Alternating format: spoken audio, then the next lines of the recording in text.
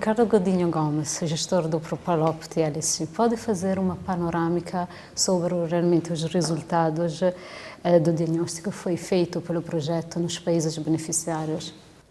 Antes de mais, o projeto Propalop TLC, o diagnóstico deve-se compreender como a recolha de informação necessária para se poder fazer uma planificação que vise realmente responder a necessidades reais e efetivas dos beneficiários. O processo de diagnóstico está enquadrado no processo de formulação do projeto Propalop TLSC. E foi um processo bastante longo que permitiu, portanto, chegar às reais necessidades dos beneficiários do projeto. De que maneira? Por um lado, começou por fazer aquilo que nós chamamos de desk review. A formulação começou por fazer uma análise aprofundada dos principais relatórios que visam a governação económica no seu âmbito mais geral e o controle externo e a fiscalização legislativa das despesas públicas no seu aspecto mais, portanto, restrito, nos PALOP e em Timor-Leste. Os principais relatórios consultados foram o relatório do Banco Mundial para os indicadores de governação, portanto, em particular os indicadores que tinham que ver com o Estado de Direito, a governação económica, e depois também analisamos os relatórios que foram produzidos, por exemplo, no quadro da Open Budget Partnership, o inquérito do orçamento aberto, que é feito pela parceria Orçamento Aberto em alguns dos países. Olhamos também para os indicadores PEFA e olhamos para os relatórios como o relatório para a governação em África da Comissão Económica para a África das Nações Unidas e ainda, portanto, os estudos que o Banco Mundial tem vindo a fazer sobre a fiscalização legislativa orçamental. Ou seja, por um lado, começamos numa primeira fase por traçar um perfil de cada país. Esse perfil de cada país foi feito com base nos grandes relatórios, nos principais relatórios que olham para a questão da governação económica no lato sensu, mas do controle externo em particular no stricto sensu. Depois de fazer isso, nós fomos a uma amostra dos principais países beneficiários, Angola, Moçambique, Cabo Verde, São Tomé e Príncipe, e nessas missões, que nós chamamos de missão de diagnóstico, nós levamos connosco este perfil de país e tivemos encontros com os principais beneficiários. Por um lado, para assegurar que as análises não estavam ultrapassadas, as análises eram atualizadas, as análises, portanto, da Desk Review dos relatórios e, por outro lado, que estavam alinhadas com as principais estratégias do país e que aí faziam parte das prioridades estratégicas, quer das instituições, quer dos próprios países. Depois de fazer essas missões de diagnóstico, nós iniciamos um processo de formulação dos planos de ação muito mais alongados.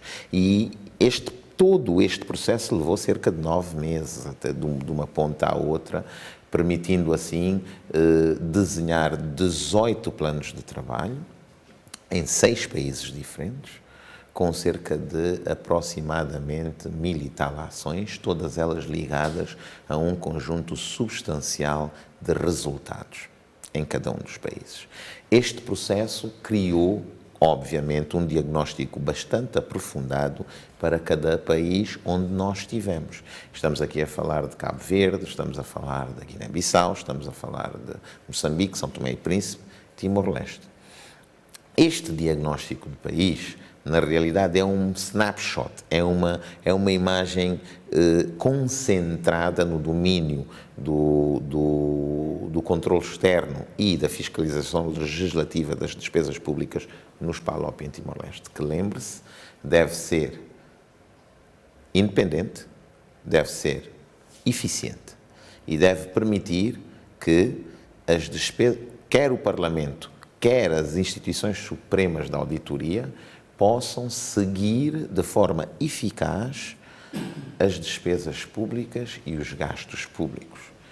Ao longo desse diagnóstico surgiram, portanto, o índice da transparência orçamental, por um lado, que inclui lá desde como é que a informação fiscal e orçamental chega ao cidadão, por um lado, a força da legislatura para poder exercer esse controle externo independente, essa fiscalização externa independente, e a independência e a capacidade das instituições superiores de controle supremas de auditoria para fazer esse trabalho também. E, finalmente, nós também demos um olhar sobre o público, porque a última parte desta equação é o envolvimento do público no seguimento dessas despesas. E, durante essa formulação longa, nós pudemos constatar que, nos PALOP em Timor-Leste, em matéria de envolvimento do público, há três níveis, os contextos agrupam-se em três tipos.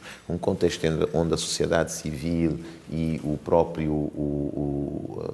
as organizações da sociedade civil controlam, portanto, acompanham de maneira substancial os gastos, a atividade e a implementação do orçamento, um contexto onde elas estão na sua fase inicial e um contexto ainda bastante incipiente, onde estas organizações têm muito pouca atividade registrada nessa matéria.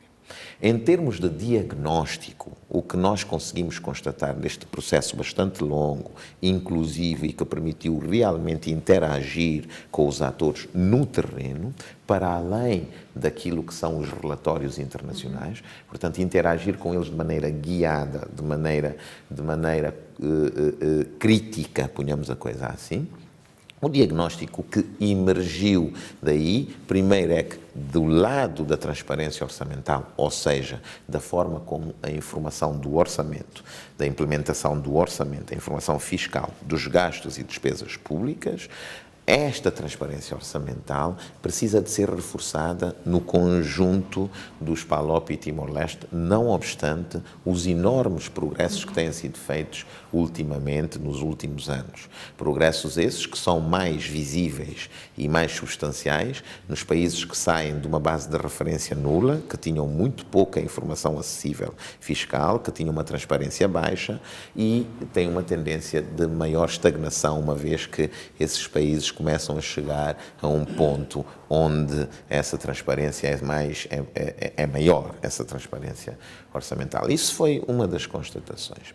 A forma de se poder melhorar isso, portanto, é precisamente reforçar o controle externo, por um lado, mas também trabalhar com os Ministérios das Finanças para tornar essa informação mais abrangente, que essa informação possa sair de forma mais clara, que essa informação possa estar acessível a todos. Isto por um lado. Finalmente, por outro, em termos do diagnóstico, nós vimos que as instituições supremas da auditoria, ou os superiores de controle, dependendo da terminologia, necessitam de ser reforçadas quer a nível do quadro legal em alguns contextos, quer a nível da própria capacidade destas instituições para exercerem de forma independente e eficaz esse papel do controle externo. E, finalmente, claro, a fiscalização legislativa orçamental por parte dos parlamentos deve também merecer uma atenção muito especial, sobretudo porque o conjunto desses parlamentos tem muito poucas valências em matéria de análise do ciclo orçamental ao longo da sua implementação, desde a aprovação até a fase da auditoria. O engajamento público, na maior parte desses países, à exceção de alguns, sobretudo Moçambique e Timor-Leste, esse engajamento público também é bastante incipiente e precisa de ser reforçado. Tendo este contexto, desenharam-se as ações com os nossos parceiros, por isso as nossas ações devem ser consideradas como ações que foram concebidas de baixo para cima, de uma maneira participada, mas tendo em conta as boas práticas e aquilo que os indicadores e os relatórios internacionais dizem sobre esses países no que diz respeito ao controle externo das finanças públicas. No contexto da fase de formulação do projeto, realmente, quais foram os maiores desafios que foram encontrados? No terreno, os maiores desafios que foram encontrados, primeiro, quando nós chegamos lá, encontramos claramente algum desfazamento em relação a alguns dos relatórios, por exemplo, alguns dos exercícios como o Open Budget Survey, que no caso de Timor-Leste e no caso de Moçambique, por causa do momento em que a formulação foi feita, ainda teriam que ser atualizados, o que nos obrigou a uma análise mais aprofundada no terreno do contexto local. Por outro lado, quando nós olhamos para a temática que foi referida aqui, descobrimos que identificamos como principais desafios o que já foi dito aqui, que é, por um lado, melhorar a transparência orçamental, trabalhando com os Ministérios das Finanças na abrangência e na periodicidade e na capacidade de pôr disponível a informação fiscal sobre os gastos, sobre as despesas públicas. Por um lado, não se pode deixar de trabalhar. Existem Ministérios das Finanças que já conseguem fazer isso de maneira muito eficaz. A experiência deles pode ser utilizada para apoiar os outros. Isso foi uma fragilidade. Por outro lado, trabalhar com os tribunais de contas no sentido de permitir que os tribunais de contas consigam, melhorar o envolvimento do público na sua atividade, ponto número 1. Ponto número 2, alargar o âmbito das suas auditorias, permitindo um controle mais eficaz, por outro lado. Ponto número 3, reforçar as interações com o Parlamento e com essa atividade, com a sociedade civil, como já tinha sido dito. Fazer isso através da cooperação Sul-Sul, das trocas entre pares, usando a experiência que outros tribunais de contas, outros parlamentos já têm nessa matéria, complementando assim a sua ação. E, finalmente, no que diz respeito aos parlamentos, reforçar esta capacidade do Parlamento olhar para a implementação do orçamento. O Parlamento normalmente está muito atento à aprovação e está um pouco atento à auditoria, no início e no fim. A presença do Parlamento durante a implementação foi uma das fragilidades que nós encontramos e que precisa de ser muito reforçada, e isto é possível através da criação destas valências dentro dos Parlamentos de análise da informação fiscal, acompanhamento do ciclo orçamental. E estes são os principais desafios. Depois surge um desafio enorme, que é o desafio do engajamento público no processo orçamental, desde a formulação até a auditoria. Aqui nós não estamos a falar necessariamente de exercícios de formulação do Orçamento de Estado participativo. Não é bem disso que estamos a falar. Estamos a falar do acesso à informação simplificada, a capacidade de informar o cidadão adequadamente sobre não apenas o próprio orçamento, mas sobretudo a forma como ele é gasto. O Orçamento de Estado estamos a falar.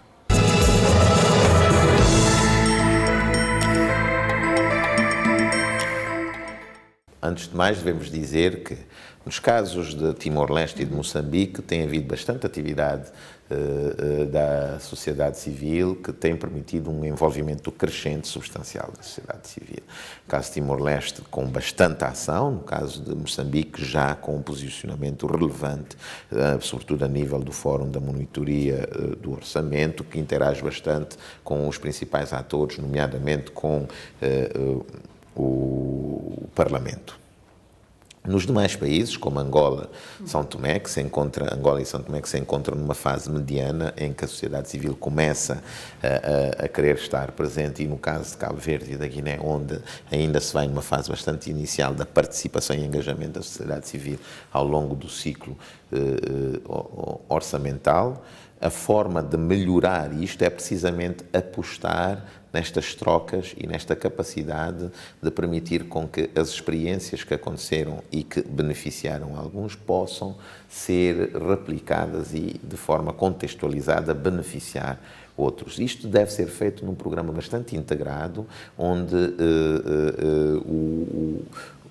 as ações visam responder às diferenças que existem nos contextos. Num contexto como onde a sociedade civil é bastante incipiente, apostar bastante mais no mapeamento e na identificação dos grupos que podem ter uma intervenção crítica nessa matéria. Num contexto onde esta sociedade civil já está mapeada e começa a fazer algumas iniciativas, reforçar a advocacia e a sensibilização no sentido de maior envolvimento da sociedade civil. E num contexto contexto onde a sociedade civil já tem feito advocacia para o seu desenvolvimento, para o seu envolvimento, apostar mais em ações de simplificação da informação fiscal que permitam uma análise mais crítica da mesma. Portanto, o nosso programa para a sociedade civil é integrado, é um programa que responde a estas necessidades de uma forma holística e compreensiva. E é assim que nós pensamos poder apoiar a sociedade civil, sobretudo colocando à frente esta lógica da cooperação Sul-Sul, por um lado, aprendizagem entre pares e parcerias sempre com atores bastante especializados e que têm feito muito trabalho nessa matéria. No quadro do envolvimento público, procuraremos trabalhar bastante com o International Budget Partnership ou a parceria para o orçamento aberto. No caso dos tribunais de contas, iremos trabalhar bastante com a Intosai e também com o Tribunal de Contas da União, que é o Tribunal de Contas do Brasil e o Tribunal de Contas de Portugal. No caso do Parlamento, estamos a desenvolver parcerias com o Programa do Banco Mundial para Reforço Parlamentar, temos a própria nossa sede, o BDP, que está bastante envolvido em matéria de apoio parlamentar, através da Plataforma Global para Reforço Parlamentar, que é o Ágora. Estes tipos de parcerias com instituições especializadas que, juntamente com a cooperação sul e a promoção das trocas entre pares, é a estratégia de fundo do projeto para reforçar e desenvolver as capacidades de todos os atores, quer dos tribunais de contas, quer dos parlamentos, quer das organizações da sociedade civil. No caso particular da sociedade civil, este programa é integrado, que responde a 3 tipos de contextos de sofisticação e capacidade institucional e humana. No caso dos tribunais de contas, olhar precisamente para o alargamento da sua capacidade e do seu âmbito, na base dessas trocas. No caso dos parlamentos, reforçar a capacidade do acompanhamento ao longo do ciclo e permitindo assim com que as despesas possam ser efetivamente fiscalizadas.